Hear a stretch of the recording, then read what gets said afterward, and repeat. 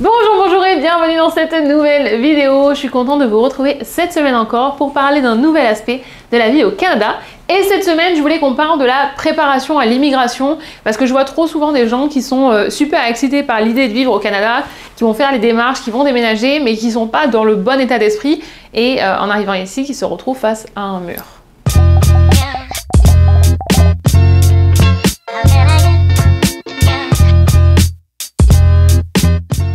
Déménager à l'étranger, c'est plus que quitter son emploi, laisser son logement, demander un visa de travail, faire sa valise et arriver dans un nouveau pays. Il y a tellement de différents niveaux dans cette aventure et je le dis souvent et je le répéterai encore, c'est pas une expérience facile. C'est une expérience qui va vous mettre au défi tout le temps, qui va vous demander d'aller chercher des ressources au fond de vous que vous pensiez même pas avoir. Oui, c'est une expérience qui est très enrichissante et qui va vous faire grandir, mais pour y arriver, il va falloir accepter de changer, d'évoluer, de voir les choses différemment et surtout que tout ne vous est pas dû. Je vais vous partager une liste de questions que je pense pertinentes dans la préparation de son immigration. J'espère vraiment que ça va vous aider et que ça va vous permettre d'y voir un petit peu plus clair et surtout de voir si vous êtes préparé. La première question que je vous invite à vous poser, c'est pourquoi ? Pourquoi vous voulez partir? Qu'est-ce que vous attendez de cette expérience? Est-ce que vous avez des objectifs particuliers en tête? Je vais vous donner les miens comme ça pour que vous ayez un exemple, mais moi je voulais apprendre l'anglais, je voulais découvrir une nouvelle culture et je voulais voir ce que j'étais capable de faire toute seule sans connaître personne. Je vous encourage vraiment à identifier les raisons qui vous ont donné envie de partir et même à les écrire quelque part. Les raisons, elles peuvent être diverses et variées, elles sont personnelles, elles sont propres à vous-même et à ce niveau-là, j'ai absolument rien à dire. Mais ce que je vais vous dire, et ça c'est valable là pour l'immigration, mais c'est valable en fait pour tout ce que vous allez entreprendre dans la vie, votre pourquoi c'est votre ancre. Quand vous allez douter, quand vous allez vous sentir perdu ou dépassé ou que vous allez être en galère, c'est vers votre pourquoi que vous allez revenir pour vous recentrer et pour vous souvenir pourquoi vous avez commencé ça, pourquoi vous faites tout ça. Vous pouvez le voir un petit peu comme votre base, vos fondations, et sans fondation solide et bien établie, au premier courant d'air qui va passer, tout va se casser la figure. Donc c'est vraiment important de prendre du temps pour comprendre pourquoi. J'ai aussi mentionné plutôt le qu'est-ce que vous attendez de cette aventure et je voulais qu'on passe un peu plus de temps là-dessus parce que j'entends souvent des gens qui me disent qu'ils sont venus pour un meilleur emploi, un meilleur salaire et c'est une raison qui est tout à fait valable et que je peux tout à fait entendre, mais pour être sûr que vous ne mettez pas tout de suite en position d'échec, je veux vraiment que vous soyez réaliste par rapport à ces attentes-là. Vous n'allez pas avoir un meilleur boulot et un meilleur salaire tout de suite. C'est possible, mais c'est on va dire le petit pourcentage quand on regarde l'image globale de tous les gens qui viennent, pour plusieurs raisons. La réalité, c'est que vous n'allez pas avoir le meilleur emploi et le meilleur salaire tout de suite. Et encore moins avec l'état de l'économie qu'on a en ce moment au Canada. Mais ça, c'est une autre vidéo que je prépare dans les prochaines semaines. Pourquoi est-ce que c'est toujours une bonne idée de déménager au Canada en 2025 ? On a vraiment dépeint le Canada comme un Eldorado depuis toutes ces années, mais en fait, en réalité, c'est pas ça, c'est pas vrai. Les gens ici, ils travaillent très dur, ils sont nombreux à avoir plusieurs emplois, et si votre seul objectif, c'est de gagner plus d'argent, vous risquez d'être fortement déstabilisé quand vous allez arriver, quand vous allez être en contact avec la réalité du marché. Parce qu'il n'y a personne qui vous attend, il n'y a rien qui vous est dû, et particulièrement quand vous arrivez en tant que nouvel arrivant, vous n'avez pas d'expérience, personne ne vous connaît, et c'est la dure réalité. Je préfère en parler et que ce soit dur à entendre et que vous puissiez vous préparer correctement, parce que j'entends tellement de gens qui ne s'attendaient pas à ça quand ils sont arrivés, alors que moi j'ai l'impression que je le répète tout le temps, mais bon, après la vérité aussi c'est que tout le monde ne regarde pas mes vidéos, mais et tout le monde n'échange pas avec moi, mais la réalité c'est que il va falloir être très patient. J'en parle souvent de la patience dans l'immigration et surtout je veux que vous soyez préparés à cette patience qu'il va falloir pour reconstruire une vie comme vous l'imaginez, parce que on entend souvent que au Canada tout est facile, mais c'est pas vrai, il y a des opportunités, oui, mais il n'y a rien qui est facile. Les gens travaillent énormément, la vie elle est très chère et il faut être patient pour réussir à reconstruire une vie. Et encore une fois, ne vous comparez pas aux gens que vous voyez sur les réseaux, les gens qui sont là depuis des années, qui ont eu le temps de construire leur vie ici. Et puis aussi, ne prenez pas les quelques exemples des gens qui sont venus par exemple déjà avec un emploi ici, ceux qui ont été mutés par exemple, ceux qui ont une opportunité ici et qui arrivent déjà avec un emploi. Parce que là, vous allez aussi vous mettre en situation d'échec en comparant votre situation où vous êtes arrivé avec une résidence permanente ou un PVT, en tous les cas sans emploi, avec quelqu'un qui est venu peut-être en VIE ou qui est venu en mutation par rapport à une entreprise.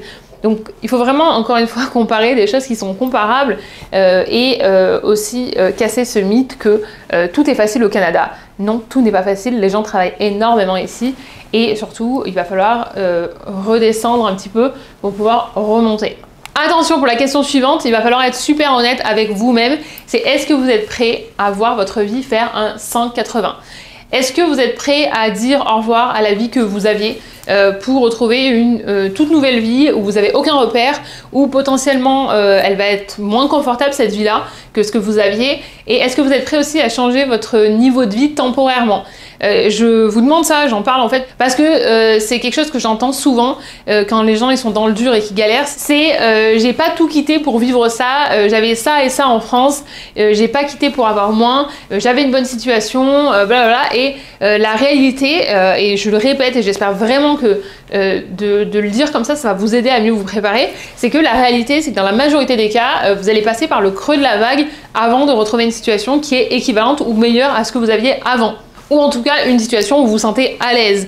Mais je vous rappelle, c'est le creux de la vague, c'est pas pour le reste de votre vie, vous allez rebondir. Si vous êtes préparé et que vous acceptez que ça peut vous arriver, que c'est possible que vous mettiez plus de temps que ce que vous pensiez à trouver un emploi dans votre branche, un emploi qualifié, un emploi qui paye mieux, si vous pensez que tout vous est dû et que c'est pas normal que vous ayez à faire ci ou ça, ou que voilà, vous êtes meilleur que tout le monde et que vous devriez pas à galérer, vous vous mettez vous-même en difficulté en vous attachant à quelque chose que vous avez volontairement laissé derrière vous et vous comparez votre vie actuelle qui est toute neuve, où vous êtes en construction, tout à découvrir, tout à construire, à quelque chose que vous avez mis des années à construire dans votre pays d'origine. Donc donnez-vous du temps et ne comparez pas les deux vies parce que les deux vies n'ont plus rien à voir. Il y en a une qui est votre vie d'avant qui n'existe plus, en tout cas qui n'est plus celle que vous vivez. Mais que vous avez mis des années à construire et vous avez une toute nouvelle vie avec plein d'opportunités et plein de possibilités qui se présentent à vous, mais par contre qui est juste au début de son cycle. Donc c'est normal que les deux vies elles vous semblent complètement différentes et que vous ayez l'impression d'avoir redescendu d'un étage. C'est le creux de la vague. On continue avec mes questions qui dérangent. Et je suis vraiment pas là pour vous embêter, hein. C'est pas du tout le but de cette vidéo, mais je suis vraiment là pour vous aider à vous préparer au maximum. Et autant vous dire qu'après plus de 10 ans au Canada et en étant en contact constant avec les nouveaux arrivants, je peux maintenant vous dire, juste en écoutant les gens parler, qui va rester et qui ne va pas rester. C'est après quelques minutes de conversation. Je sais pas, j'imagine maintenant que c'est un super pouvoir que j'ai développé avec le temps.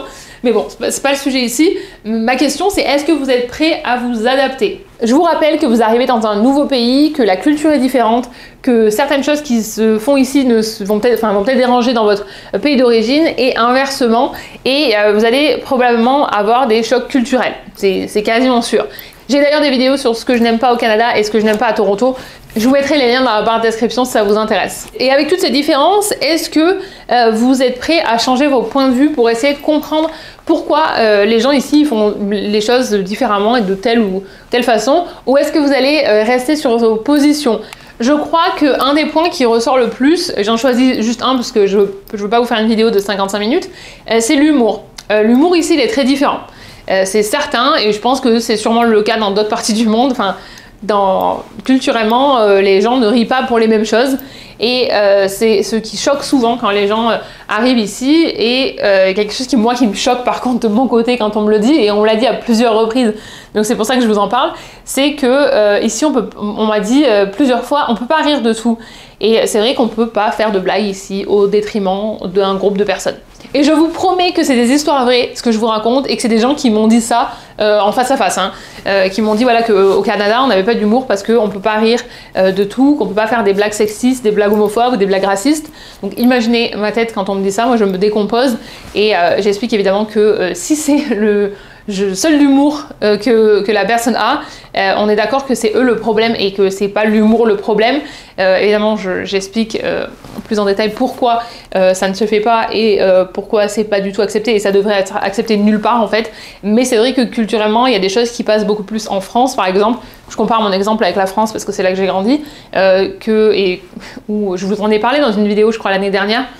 Où je trouve que à chaque fois ça me choque en fait quand je rentre en France, les blagues que les gens peuvent faire et qui font rire les gens autour de la table alors que c'est pas drôle et c'est surtout fait au détriment d'un groupe de personnes et que ça choque personne alors que ici c'est des sujets où c'est voilà, c'est non.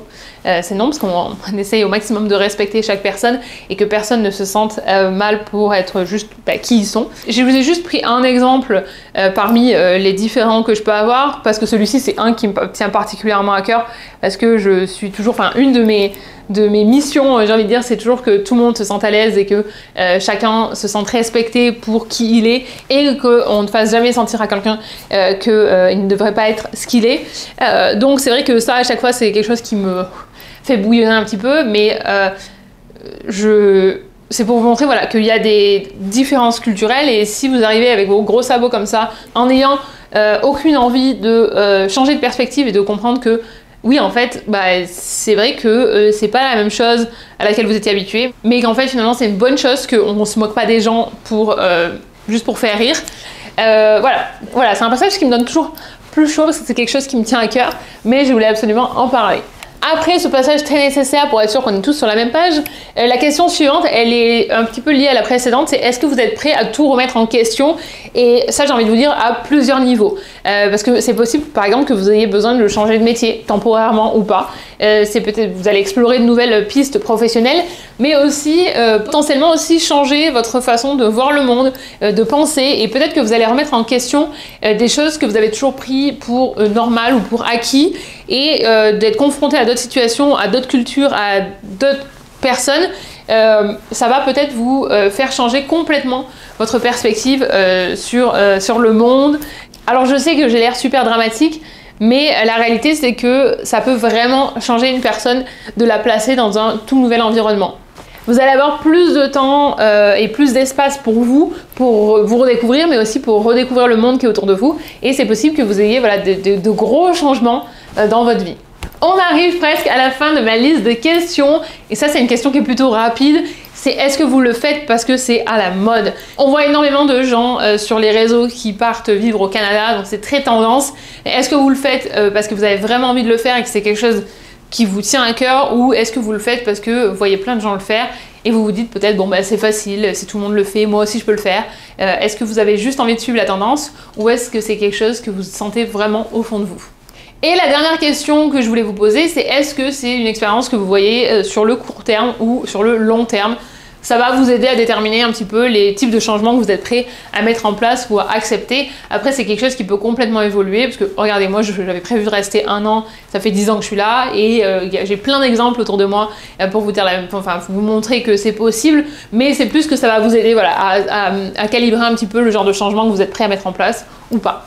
On arrive à la fin de cette vidéo et j'espère que ces questions vous aideront à préparer au mieux votre expérience, qu'elles vous aideront à avoir une image un petit peu plus globale et réaliste de ce qui vous attend ici. Parce que la vérité, c'est que la partie la plus difficile, c'est pas d'avoir un visa de travail, c'est pas de faire sa valise ou de dire au revoir. La partie la plus difficile, elle est de ce côté-là de l'océan, c'est quand il faut reconstruire une toute nouvelle vie.